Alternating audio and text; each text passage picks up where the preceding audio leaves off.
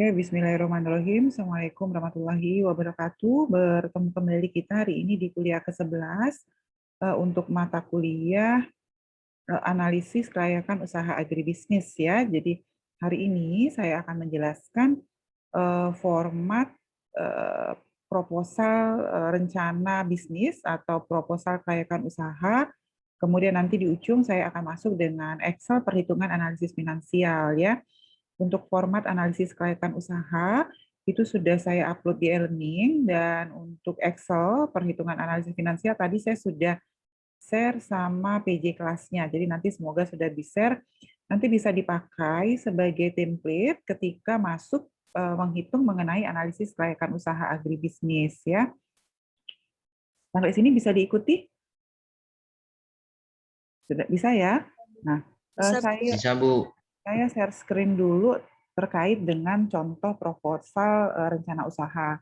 Sebetulnya kalau kita bicara format resmi atau format baku proposal rencana usaha, itu nggak ada format baku gitu, karena tergantung untuk siapa proposal rencana usaha itu dibuat. Jadi kadang-kadang misalnya nih kalau mahasiswa mau mengajukan proposal kewirausahaan, maka nanti di dalam template atau format penulisannya itu mengikuti format penulisan yang diminta oleh orang yang mau memberikan bantuan dana. Atau misalnya nih, rencana usahanya itu ditujukan untuk mendapat kredit dari perbankan, maka nanti format rencana usahanya itu disesuaikan dengan template yang mereka minta, gitu ya, dengan format yang mereka minta seperti itu. Nah, tetapi apapun bentuk format yang mereka minta, isinya sama sebetulnya. Jadi 2 minggu pertemuan kemarin saya sudah sampaikan bahwa apapun format penulisannya, isinya sama, bahwa di dalamnya itu harus mengandung semua aspek yang sudah kita bahas dalam 2 pertemuan sebelumnya. Aspek apa saja? Coba ingat nggak, Elvira? Ada aspek apa saja yang kita bahas dalam menyusun proposal rencana usaha? Silakan, Elvira. Ibu, maaf ada suara. Ya, kedengeran ya. Aspek organisasi. Aspek ya. Aspek organisasi, aspek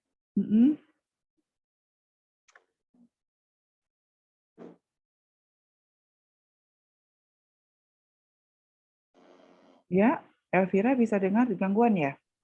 Oke, Sabila silakan. Sabila, aspek apa aja Sabila? Sabila Amalia Salam, silakan Sabila. Ada aspek apa saja? Aspek pemasaran, Bu. Aspek pemasaran. Apalagi kira-kira? Ada berapa aspek kemarin? Setelah pemasaran 4. Oh, 4 ya? Oke. Apalagi? Aspek organisasi dan manajemen. Oke, tadi sudah disebut sama Elvira. Aspek organisasi dan manajemen, aspek pemasaran. Apalagi Sabila? Silakan. Nah, kan?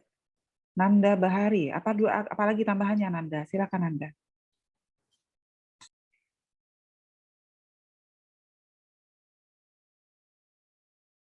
Ayo Nanda, apalagi Nanda?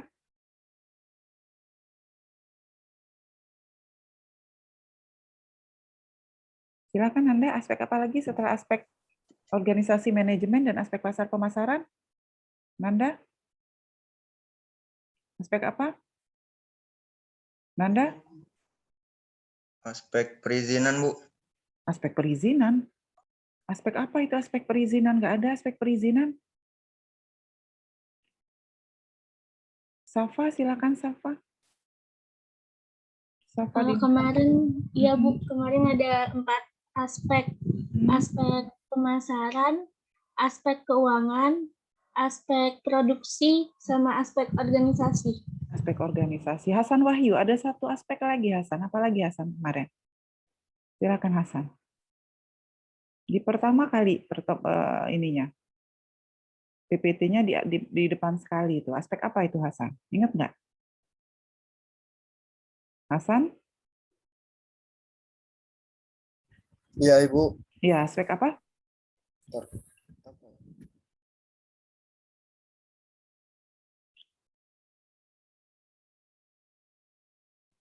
Izin membantu, Bu.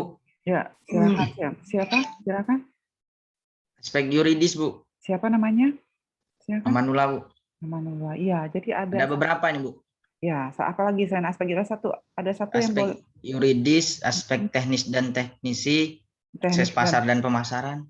terus Terus aspek finansial, aspek organisasi, aspek persaingan, dan aspek ekonomi, Bu. Nah, ya aspek sosial ekonomi yang terakhir ya, makanya saya bilang tidak 4 sebetulnya. Ya, tapi ada 7 biasanya. Aspek sosial ekonomi yang terakhir. Jadi, nah ini kemana aja nih di dalam kelas kok pada nggak tahu ya. Ibunya udah ngoceh-ngoceh. Ari Nurrahman silakan diaktifkan kameranya. Septian Halim silakan diaktifkan kameranya. Ya. Jadi saya sebetulnya kalau kuliah online ini betul-betul harus ada peran partisipasi mahasiswa secara mandiri gitu ya untuk mengulang kembali. Kalau selesai kuliah, selesai ditutup, nggak ada lagi kabar, maka tadi seperti Elvira, seperti siapa tadi yang cowok tadi nggak bisa menjawab, apa yang Nanda ya nggak bisa jawab, Hasan Wahyu nggak bisa jawab ya. Jadi diulang kembali materinya, jangan selesai kuliah, selesai nggak ada kabar apa-apa. Oke, jadi ada 5 aspek kalau yang akan kita bahas. Sebetulnya ada 7 aspek, tapi yang untuk proposal rencana usaha itu akan hanya 5 yang akan masuk ya. Jadi hari ini saya akan sampaikan apa saja. Tadi saya sudah awali bahwa sebetulnya formatnya tidak baku yang akan saya sampaikan, artinya nanti dia tergantung kepada template proposal yang diminta oleh lembaga. Jadi misalnya kalau untuk kepentingan proposal kewirausahaan tergantung mereka minta proposalnya seperti apa. Kalau untuk perbankan juga sama, atau untuk Kementerian Sosial juga sama. Jadi tergantung format yang mereka minta. Tetapi yang terpenting dari sebuah proposal rencana usaha itu minimal mengandung 5 aspek. Jadi jangan sampai ketika kita menyampaikan kelayakan usaha, aspek yang akan kita sampaikan itu justru nggak masuk. Jadi terserah nanti format proposalnya seperti apa, tetapi substansinya minimal ada 5 ya. Jadi mulai dari aspek hukum atau yuridis, pasar pemasaran, finansial, kemudian manajemen dan organisasi, lalu aspek teknis produksi, minimal 5 itu yang harus masuk ya. Oke. Nah, ini adalah contoh format awal. Jadi misalnya di depan itu kita akan gambarkan, kasih cover depan mengenai gambaran usaha kita. Jadi di depan itu sudah akan disampaikan desain proposalnya menarik, ada logo usaha, kemudian dia informasi usaha mulai dari nama usaha, tempatnya di mana, nomor telepon yang bisa dihubungi, sehingga nanti kalau calon investornya mau menghubungi kita, mereka sudah tahu gitu ya. Mereka sudah tahu siapa yang akan dijadikan narahubung.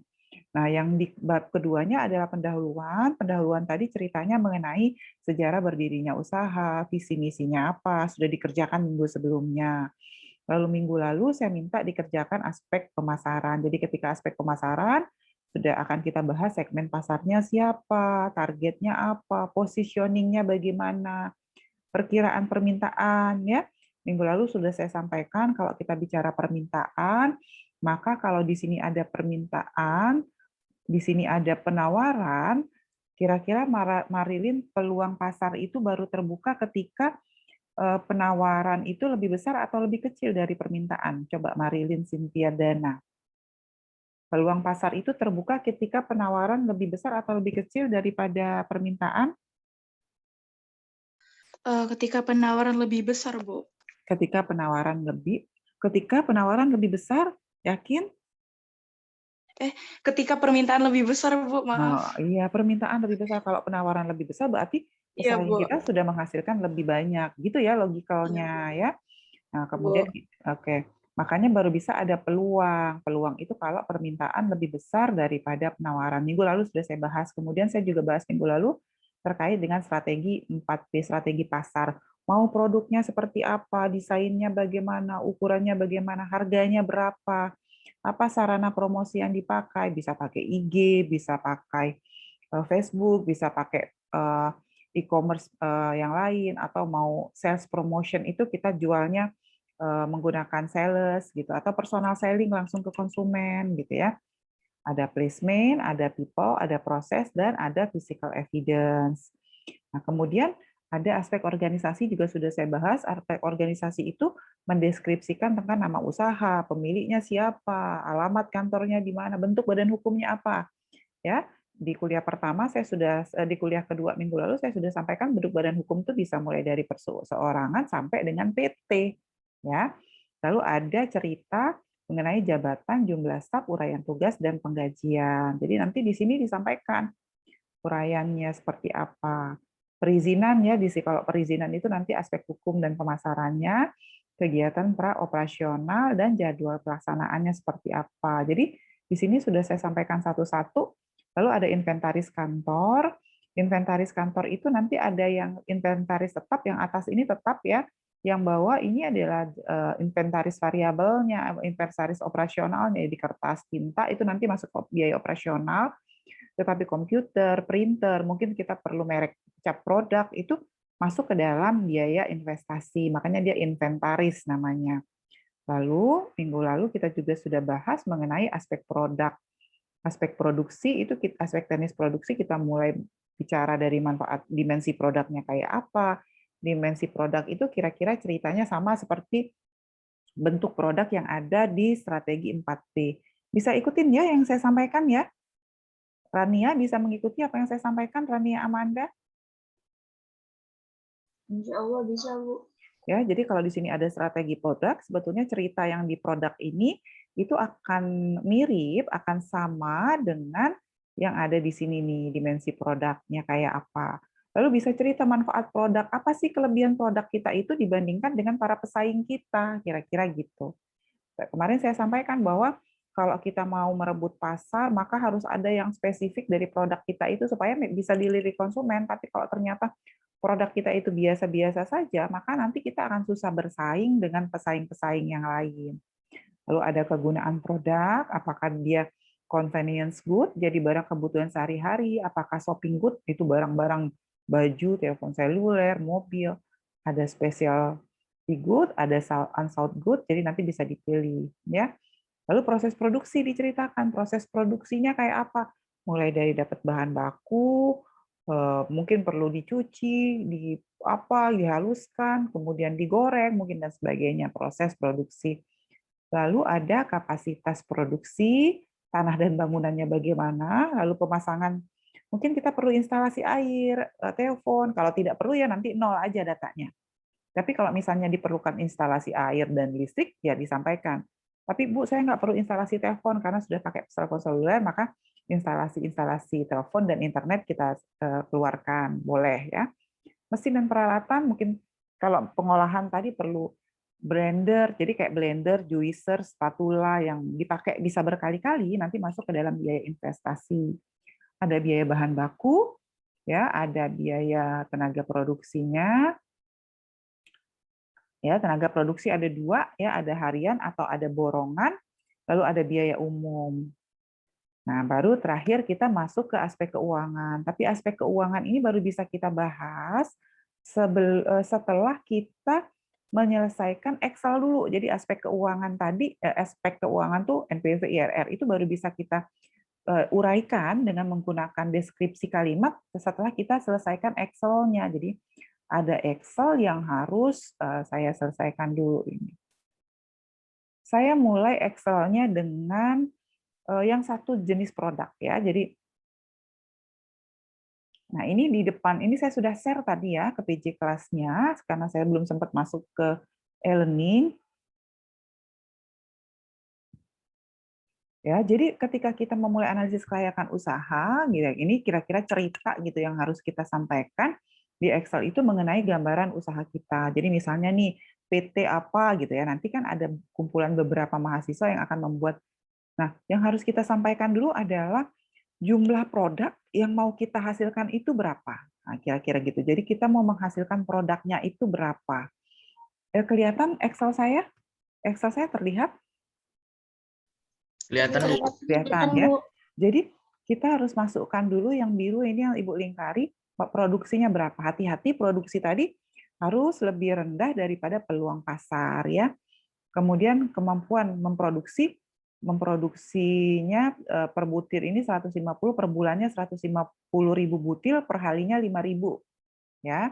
Berarti 5.000 kali 30 150.000 kalau memproduksinya 30 hari. Tapi kalau nanti produksinya cuma 20 hari maka 5.000 kali 20 dapatnya cuma 100.000 ya. Jadi 150.000 itu dapatnya sebetulnya dari, kalau saya mau tulis, kalau kita produksinya 20 hari, maka di sini dapatnya 5.000 dikali dengan 20 hari kalau hari kerja. Tapi kalau nanti di sini, Bu, kita produksi tiap hari ya, Bu, gitu, maka kali 30 makanya dapatnya 150.000. Harga jualnya berapa? Harga jual telur asin 2.500, harga beli telur, kan telur asin dibikin dari telur bebek. Bahan bakunya telur bebek, harga telur bebeknya 1.500, harga jualnya 2.500. Dari 1.000, kan kita nanti mau bikin telurnya itu sehari 5.000 ya. Nah, dari 5.000 itu nanti ada kerusakan sekitar 0,1%. Siklus produksinya berapa lama? 41 hari itu udah bisa panen. Kemudian Pak Nurdin bekerjanya selama 12 bulan, jadi 12 bulan 30 hari. Lalu di sini kita data, biaya-biaya mungkin kita keluarkan, misalnya biaya investasinya apa aja sih? Oh, kita perlu biaya perizinan, kita perlu bangunan, kita perlu tanah, perlu kendaraan, terus data semuanya. Kedua, ini yang isi dari tabel ini adalah gabungan dari biaya inventaris kantor sama inventaris untuk biaya produksi tetap. Ya, makanya di sini ada perizinan, bangunan, tanah, itu kan inventaris kantor. Lalu ada timbangan, wadah, ini adalah biaya untuk produksi. Lalu untuk kantor juga ada komputer, ada papan nama, ada cap merek atau kode produksi. Ya, nanti kita hitung biaya investasi. Penyusutan ini nggak usah kita hitung dulu ya, karena dia nanti kita hitung ini bahwa pada akhir tahun ketiga nilai investasi besarnya mencapai bla bla, ini nanti kita hitung. Lalu biaya variabelnya apa saja? Tadi di sini di depan itu kan kita ada biaya variabel ya, di depan itu pengasihin bla bla, bahan pembantu, pengemasan, tenaga kerja langsung itu masuk ke dalam biaya variabel. Kemudian ada biaya juga yang kita kategorikan sebagai dalam tanda kutip gitu ya, sebagai biaya yang jumlahnya tetap gitu setiap bulan. Misalnya biaya listrik, tenaga kerja bulanan ya yang dibayar tiap bulan itu masuk ke dalam komponen biaya yang diasumsikan tetap. Maka nanti dia di dalam hitungan saya ini biaya operasional itu akan saya bagi dua, biaya tetap sama biaya variabel. Nanti kita lihat ya.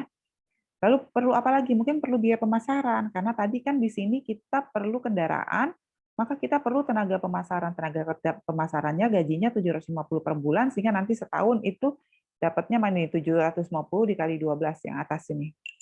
Ya, terus kita data satu-satu gitu ya. Apa sih yang mau kita kerjakan? Umur ekonomisnya adalah 3 tahun, kemudian bunganya 14%, pakai tingkat bunga pasar, kemudian semua informasi yang data disampaikan Pak Nurdin ini tidak tercatat, jadi dia belum punya laporan keuangan. Jadi kita mau bantu Pak Nurdin itu untuk membuat laporan keuangan. Ya, kemudian Pak Nurdin sanggup membayar pajak dari keuntungannya 15%. Jadi di sini ada dua jenis social discount rate-nya ya. Yang pertama adalah tingkat bunga, yang kedua adalah pajak keuntungan. Nah, setelah kita selesai dari sini, kita akan masuk asumsi. Nah, asumsi ini penting. Jadi nanti kalau seandainya ada yang riset menggunakan analisis kelayakan finansial, maka yang pertama kali disampaikan sebelum membahas analisis kelayakan yang panjang-panjang itu harus ada asumsi dulu di depannya. Misalnya periode proyeknya berapa? 3 tahun. Ya, kok 3 tahun? Masih ingat nggak minggu lalu saya sampaikan? Apa yang menentukan umur proyek? Amna Rusmala, silakan Amna. Yang menentukan umur proyek itu apa, Amna? Silakan.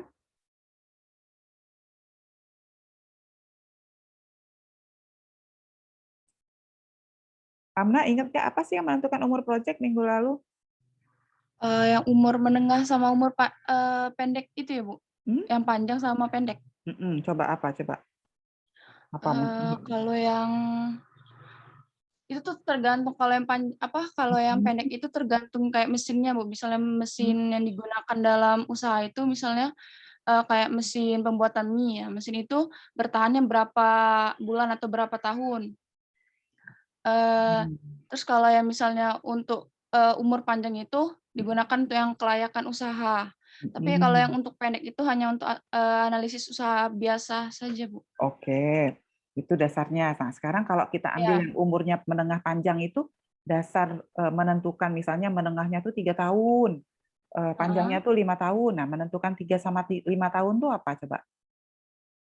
Kalau, untuk tanaman itu dilihatnya bukan dari umur ekonomis aktiva, tapi, Mhm, tergantung umur mesin. Kalau tanaman itu, mhm. ditentukan berdasarkan umur tanamannya, Bu. Iya, betul ya. Jadi umur ekonomis ini ditentukan kalau kita pertanian ada tanaman pakai umur tanaman bisa.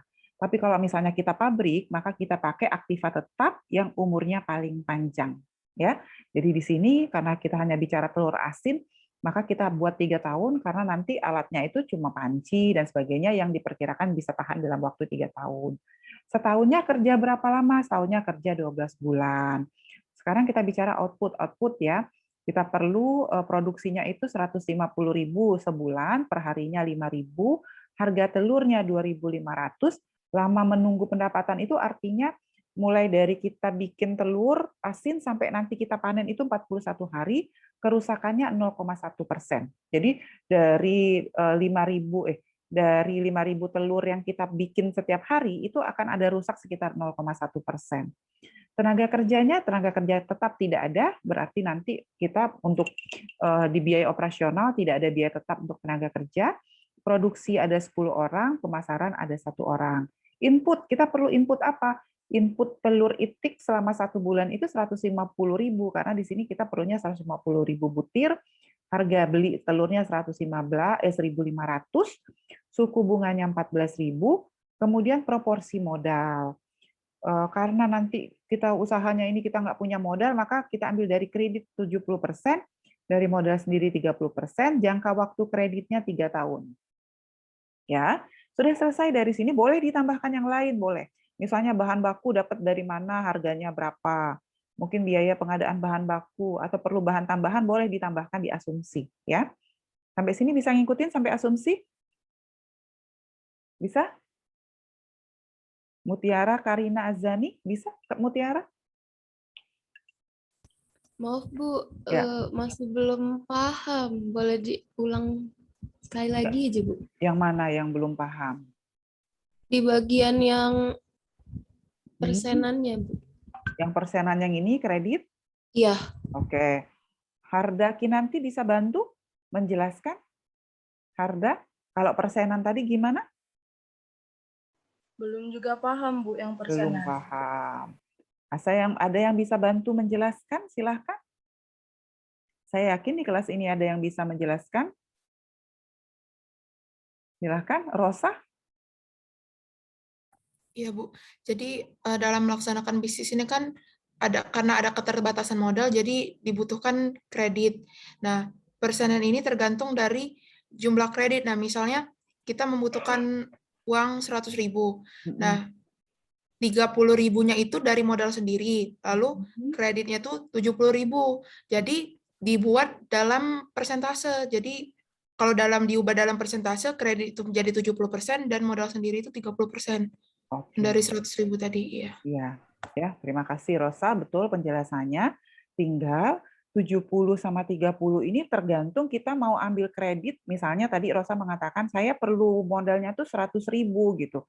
Nah, tinggal kita mau pinjamnya berapa. Kalau misalnya, Bu, saya nggak mau banyak-banyak pinjamnya gitu. Saya mau pinjamnya 30%, ya berarti dibalik. Kalau gitu di sini 30, di sini 70, dibalik begitu. Tapi kalau misalnya saya modal sendirinya sedikit cuma gitu. Oh, udah kalau gitu ini 70, di sini 30. Boleh juga nanti di sini 50, di sini 50 boleh. Gitu ya. Bisa ikutin. Jadi tergantung nanti kita dapat pinjaman dari perbankannya itu berapa. Bisa ikutin sampai sini? Bisa? Ya, Bisa, Bu.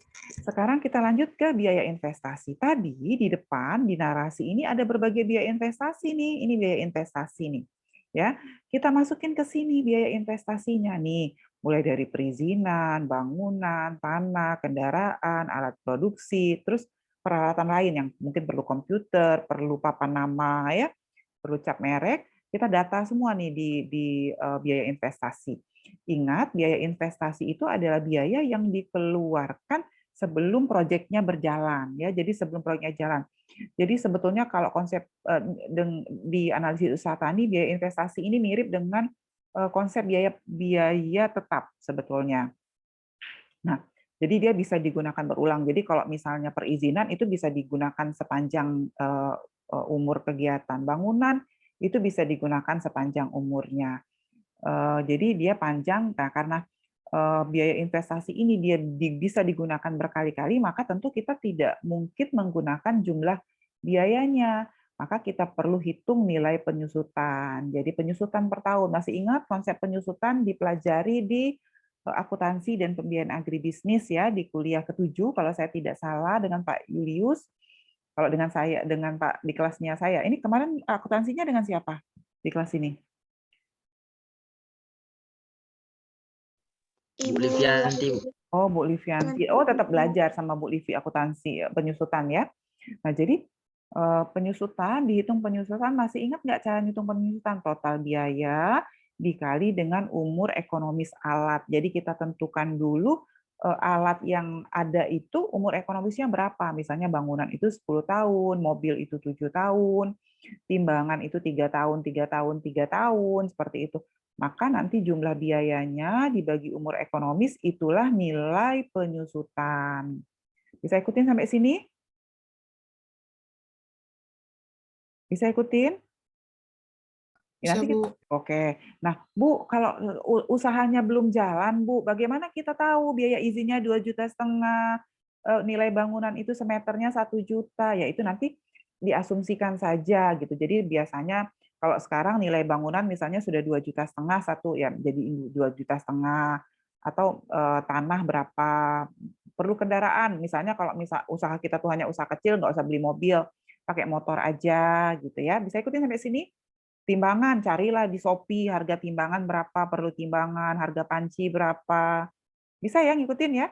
Jadi walaupun usahanya tidak berjalan, kita bisa tahu harga kompornya berapa, buka Shopee, buka Tokopedia, harga komputer mau yang kualifikasinya apa, nanti cantumkan di sini harganya. Bisa ikutin ya?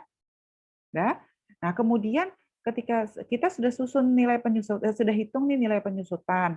Nah, di sini adalah nilai sisa proyek. Kenapa ada nilai sisa proyek? Karena tadi kita putuskan proyek kita itu umurnya hanya 3 tahun. Ya kan? Sementara di sini ada alat yang umurnya atau ada investasi yang umurnya bisa 10 sampai 7 tahun. Artinya setelah 3 tahun investasi ini masih punya nilai sisa yang atas ini yang lebih dari 3 tahun. Maka di sini ada nilai sisa. Cara mencari nilai sisa itu sebetulnya gampang ya. Karena kan kalau dia 10 tahun, penyusutan per tahunnya itu 15 juta. Kalau ya 15 juta. 15 juta dikali 3, sudah kepake 3 tahun kan? 15 kali 3 itu 45. Bisa ikut nggak sampai sini? Kan dia penyusutannya per tahun, umur ekonomisnya 3 tahun. Umur ekonomisnya 3 tahun. Jadi kalau selama 3 tahun, nilai penyusutannya itu adalah 15 juta kali 3, 45 juta. Bisa ikutin? Nah, sementara umur ekonomisnya 105. Sementara umur ekonomisnya 150 tadi jumlah biayanya. Maka sisanya berapa? Sisanya adalah 150 jumlah biaya dikurang dengan 45 juta, 105. Salah. Nih, 105. Bisa ikutin nggak sampai sini? Bisa? Dengan cara Bisa, yang Bu. Oke. Dengan cara yang sama, kita bisa menghitung juga untuk yang 7 tahun. Ya, kalau yang ini kalau yang 7 tahun dibagi 7 terus dikali 4 karena sisanya 4 boleh. Jadi bisa dihitung dengan berbagai cara ya. Logikanya sama kan? Sisanya itu kan berarti hanya 4 tahun ya. Jadi 125 juta dibagi 7 dikali 4, karena sisanya hanya 4 tahun. Atau kalau pakai cara saya tadi, maka ini 17 juta, dia kepakainya 3 tahun dikali 3, ya dapat ini kan, maka total nilainya dikurang dengan 53. Nah, dapatnya 71. Betul? Sama nggak kira-kira? Sama ya? Bisa juga dicari dengan cara seperti ini. Nilai penyusutan awal, kelihatan nggak nilai penyusutan? Nilai penyusutannya kan tadi 105 dibagi 7. Ya. Kita kasih kurung dulu, dibagi 7. Dibagi 7 kan? Dikali 4, karena kan sisanya 4 tahun. Dikali 4. Sama kan hasilnya? Bisa ikuti nggak kira-kira? Ini semua sudah bisa mengoperasikan Excel kan? Mana kali, mana bagi. Ya, jadi kalau sudah paham Excel tuh enak sekali menghitungnya sebetulnya. Jadi bisa dicari dengan cara yang sama, tinggal logikanya aja yang kita sama. Ini kan logikanya sama nih, walaupun dihitung dengan cara yang berbeda. Nah, ini adalah total nilai penyusutan. Ini, saya ulang, saya kembali ke sini. Ini adalah total biaya investasinya 397 juta. Ini adalah penyusutan dan ini adalah nilai sisa proyek. Semuanya nanti akan dipakai di perhitungan selanjutnya. Artinya kita butuh uang 390 juta 535 ya untuk bisa memulai proyek pengolahan telur asin. Karena saya nggak punya uang sebanyak itu, maka saya menggunakan 70 sama 30. Ini dapatnya dari asumsi di depan tadi 70-30. Jadi nanti tadi saya misalnya saya ganti di sini 50-50 ya. Maka nanti dia ikut. Tuh, 50-50. Ya. Makanya saya bilang tadi saya sudah template, jadi nanti silakan diisi, tapi hati-hati ya. Kalau yang ngeling-ngeling jangan ditipa, karena lihat nih, ini kalau dia asumsi D28 berarti dia dapat dari kolom D asumsi. Ini jumlah, nih jumlah sum. Jangan diganggu. Jadi yang diisi itu hanya yang ini aja, bukan yang ini karena ini sudah dikalikan. Yang ini diisi, yang ini sudah berbentuk. Ini adalah hasil perhitungan. Jadi nanti jangan dikaliin gitu loh maksud saya. Dia keluar. Nah, keluar sendiri nanti. Oh, dari 397 itu berarti kalau 70%-nya kredit, saya pinjamnya 278, 30%-nya pakai modal sendiri. Totalnya sama nih. Bisa ikutin sampai sini? Ada biaya investasi. Biaya investasi, tadi Sela, coba Sela. Kalau biaya investasi tadi biaya apa Sela? Silakan Sela. Biaya investasi itu biaya itu sebelum proyeknya dimulai. Oke, nah sekarang ada namanya, iya betul Sela, biaya operasional. Biaya operasional di sini saya bedakan menjadi biaya tetap sama biaya variabel. Tapi biaya tetapnya bukan biaya tetap dalam konteks biaya tetap untuk biaya investasi kan selama ini kalau kita paham biaya tetap itu adalah biaya untuk yang bisa dipakai berkali-kali. Di sini konsep biaya tetapnya itu adalah biaya yang tiap bulan itu jumlahnya tetap. Bisa ikutin sampai sini. Jadi biaya tetapnya di sini maksudnya adalah biaya yang tiap bulan jumlahnya tidak berubah, makanya dia disebut biaya tetap. Tetapi kalau biaya variabel itu adalah biaya yang jumlahnya tiap bulan bisa saja berfluktuasi ya, nantinya bisa saja berfluktuasi. Jadi kita data dulu biaya variabelnya, mulai dari biaya bahan baku, bahan pengasin, perlu garam dan tanah liat, perlu bahan pembantu, perlu bahan pengemasan untuk peti kemasnya, kemudian tenaga kerja. Nah, lihat, ini juga perlu menjadi perhatian, karena nanti biasanya kalau sudah skripsi baru bingung. Tenaga kerja, di sini ada biaya tenaga kerja nih, lihat ya, di sini ada biaya tenaga kerja, di sini ada biaya tenaga kerja, di sini ada biaya tenaga kerja, di sini juga ada biaya tenaga kerja. Jadi di biaya variabel ada biaya tenaga kerja, di biaya tetap ada biaya tenaga kerja. Apa bedanya? Kalau yang ini adalah biaya tenaga kerja langsung. Ingat nggak? Waktu kita belajar akuntansi dan pembiayaan agribisnis, di dalam akuntansi dan pembiayaan agribisnis itu biayanya tuh dibagi menjadi biaya bahan langsung, tenaga kerja langsung, sama overhead pabrik. Nah, biaya tenaga kerja langsung sama bahan langsung itu masuk biaya variabel. Tetapi kalau biaya overhead, termasuk ini yang ini adalah biaya tenaga kerja tidak langsung. Siapa sih tenaga kerja tidak langsung? Itu biasanya tidak, nggak mau dia. Tidak langsung, ya. Nah, saya kasih lengkapin. Oke, dia tenaga kerja tidak langsung. Nah, jadi ini adalah tenaga kerja yang tidak langsung berhubungan dengan proses produksi. Manajernya, sopirnya, administrasinya, yang gajinya dibayar bulanan. Kalau yang ini gajinya biasanya dibayar harian. Jadi, dan dia langsung berhubungan dengan tenaga kerja, dengan proses produksi. Kemudian apalagi yang masuk biaya tetap, ada air, ada listrik, ada telepon, ada bongkar muat, ada ATK, ada biaya lain, mungkin ada iuran, ya, ada perawatan kendaraan. Maka total biaya ini adalah biaya persatuan, ini biaya 1 bulan, dan ini biaya 1 tahun. Jadi 1 bulannya 289 juta, 1 tahunnya 3,4 M. Ini baru telur asin aja udah 3,4 M biaya variabelnya, ya. Biaya tetapnya berapa? Biaya tetapnya per bulan 5.400.000, per tahunnya 65.400.000. Tadi kita perlu di depan tadi di sini disampaikan Pak Nurdin ini perlu biaya pemasaran nih, mana tadi? Dia perlu 1 orang tenaga, dibutuhkan juga biaya pemasaran. Nanti kalau misalnya pada saat nanti mahasiswa menyusun proposal kelayakan usaha perlu tenaga pemasaran, maka nanti ditambahkan di sini tenaga pemasarannya. Tenaga pemasaran 1 orang 750.000, berarti biaya 1 bulan 750 dan biaya 1 tahunnya 9 juta. Ya, lalu kita hitung kebutuhan modal kerja tadi, biaya produksinya adalah 264. Ini ngeling ya ke atas, lihat nih. F31 ditambah V49 294, sehingga ini adalah total setahun. Biaya pemasarannya tadi 750 per bulan, 9 juta setahun, maka total modal kerjanya adalah 295 per bulan atau 3,5 M per tahun.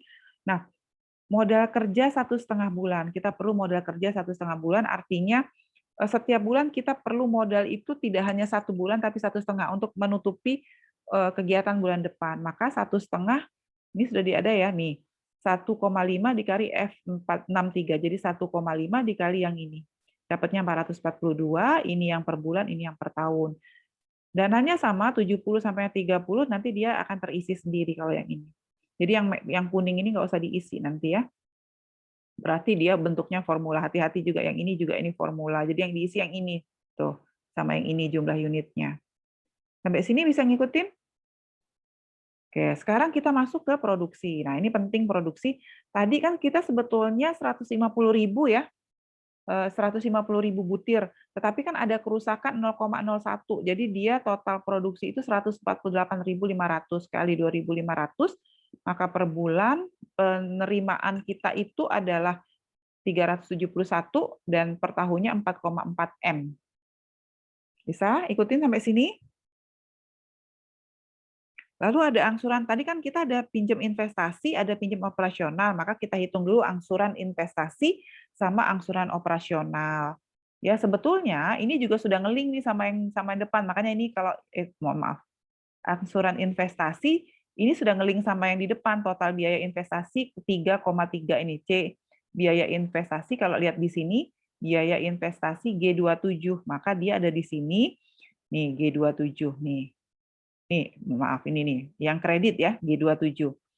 Nah, kalau yang operasional tadi angsuran kreditnya ada 37 ya. Maka di sini angsuran modalnya 37. Jadi dia udah ngeling dengan depan. Maka ini adalah jumlah angsuran yang akan dia bayar sampai dengan akhir tahun ketiga, di akhir tahun ketiga bulan ke-12-nya itu dia 0. Nah, setelah selesai kita akan buat laporan laba rugi. Ya, lihat di laporan laba rugi. Nah, ini yang juga sering salah. Penyusutan itu masuk ke dalam laporan laba rugi, tapi tidak masuk ke dalam arus kas. Jadi hati-hati dalam menghitung. Penyusutan masuk ke laba rugi. Tadi penyusutan ada di biaya yang mana? Mu'aliyah. Penyusutan tadi kita hitung pada saat biaya yang mana ya? Kita hitung penyusutan tadi Mu'aliyah? Ingat nggak Mu'aliyah? Investasi, Bu. Iya, jadi ini makanya ini, lihat nih, ini penyusutan, Tuh, biaya investasi H24. Ya, total penerimaan tadi kita sudah hitung ya per tahun 4,5, 4,5, 4,5. Biaya variabel, biaya tetap, penyusutan, angsuran bunga ini sudah ngeling semua. Biaya pemasaran, total pengeluaran. Nah, ini maka ini adalah laba rugi, ini RL ini laba rugi sebelum pajak, selisih dari C6 dikurang C14, lalu pajak 15%. Kenapa 15%? Di sini ada asumsi bahwa mana tadi Pak Nurdin itu bayar pajak keuntungannya tuh 15% yang ini nih. 15% ini. Jadi di sini di laba rugi kena pajak pendapatannya 15%, sehingga laba setelah pajak adalah 21 juta per tahun atau profit on sale-nya itu kira-kira 0,49. Nah, ini adalah BEP. Kita perlu tahu BEP-nya. Ya, kira-kira dia tuh BEP-nya pada saat jual berapa butir? Pada saat jualnya 1000 butirnya 1.719 atau sekitar 4,2 itu baru BEP ya. Oke, sekarang lanjut ke arus kas. Sama untuk arus kas saya buka dulu ini. Jadi ini udah ngeling, nanti dia akan keluar sendiri nih di sini NPV, IRR, net BC, dan kalau PB ini PBP ini adalah payback period. Nah, inilah tiga. Nah, ini sudah tinggal masuk semua ya nanti. Nah, nilai sisa tadi masuk di mana? Nih nilai sisa yang tadi kita bahas, nilai sisa itu masuk di sini 250 juta. Nah, jadi nilai penyusutan masuk di laba rugi, nilai sisa masuk di arus kas. Ya. Jadi kalau sudah di sini, sudah di arus kas, ini sudah ngeling sama depan. Jadi kalau depannya sudah diisi, maka ya kalau depannya udah diisi, dia di sini langsung keluar sendiri. Tapi yang perlu kita cek di sini adalah usaha kita itu untung atau rugi. Kan NPV itu syaratnya dia layak kalau positif. Nah, ini 1,7 MO berarti positif. IRR itu harus lebih besar dari tingkat bunga. Oh, tingkat bunganya kan 14%. Ini 221 berarti layak. Net BC-nya 5,4 berarti oke. Payback period-nya 1,8 tahun. Nah, yang perlu kita cek itu adalah kalau misalnya net NPV-nya rugi. Kalau NPV-nya rugi, maka kita harus koreksi di sini. Mungkin ada biaya-biaya investasi yang terlalu mahal, atau mungkin terlalu banyak, kita koreksi di sini, atau mungkin tidak perlu dikeluarkan karena usahanya masih kecil. Atau koreksi di sini, mungkin ada biaya tenaga kerja langsungnya, kalau dalam beberapa perhitungan mahasiswa itu, karena mereka bekerja sama membentuk usaha, akhirnya biaya tenaga kerja tidak langsung, itu mereka bebankan 0. Dibebankan 0, karena nanti dapat gajinya itu dari pembagian keuntungan. Ya, bisa ikutin sampai sini? Nih ya. Ini neraca, kalau mau bikin ini neracanya. Nah, setelah selesai dari arus kas, di sini ada arus kas, baru ini kan ada NPV, IRR, mahasiswa baru bisa menyusun mana tadi? Nah, baru bisa menyelesaikan aspek keuangan, baru bisa cerita aspek keuangan. Modalnya berapa, kebutuhan tanahnya berapa, bangunan. Nanti disesuaikan dengan ini kan.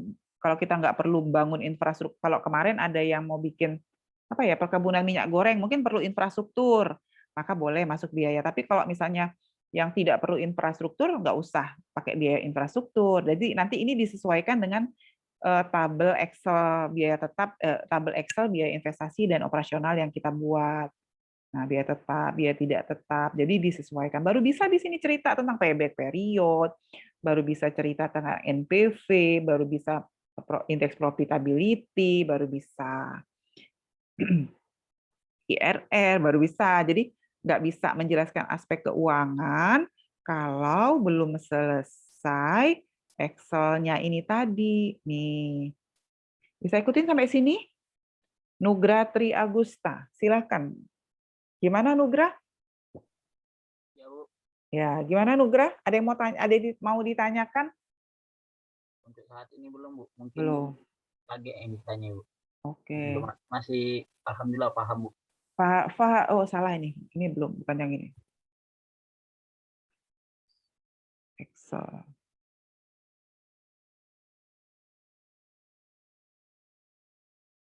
Oke. Silakan, ada yang ingin ditanyakan? Sampai sini untuk analisis dengan satu jenis produk yang tadi. Yang ini saya mau masuk dengan 2 jenis produk. Kalau dia 2 jenis produk, maka pada saat kita bikin asumsi, produksinya sudah dibagi nih, produk 1, produk 2, produk 3, harga 1, harga 2, harga 3.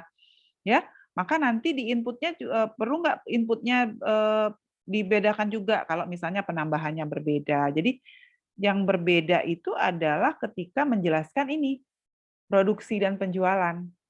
Ya, nah kenapa? Karena kalau dia ada berbagai jenis produk, kemarin kan ada yang sayur, berapa macam sayur gitu. Maka di sini sampaikan sayur apa, jumlahnya berapa, perkaliannya berapa. Ya hanya beda yang ini, sisanya sama. Tapi semua tadi saya sudah share. Ya, ya silakan. Siapa yang mau tanya tadi? Ini Bu, apa namanya, share screen-nya nggak kelihatan Bu. Oh nggak kelihatan, sebentar. Oke. Masih Nah ini kelihatan? Kelihatan Bu. Oke. Kelihatan, Bu. Nah, yang akan saya sampaikan ini terkait dengan sebentar, terkait dengan produk yang lebih dari 1.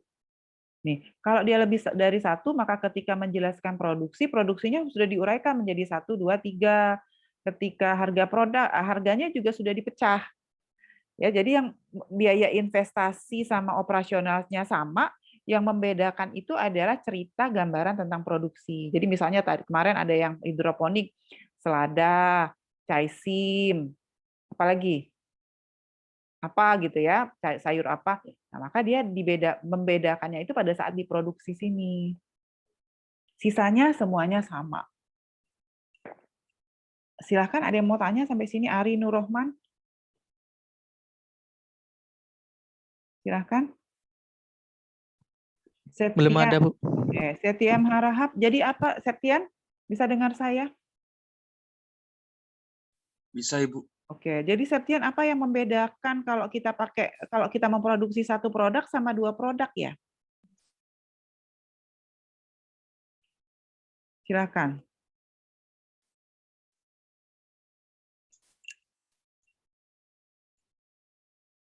Apa ya Septian yang membedakan?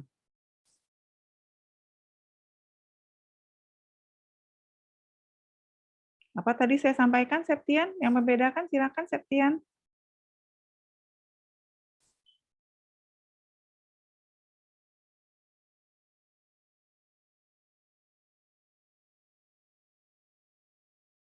Silakan, Septian. Oke. Teniko Sonya Paradiba. Apa yang membedakan, Teniko? Silakan, Teniko. Ya, Bu. Apa yang membedakan kalau dia 1 produk dengan yang 2 produk?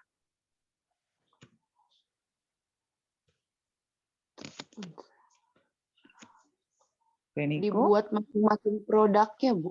Dibuat masing-masing produknya. Produk Oke. 2, 3.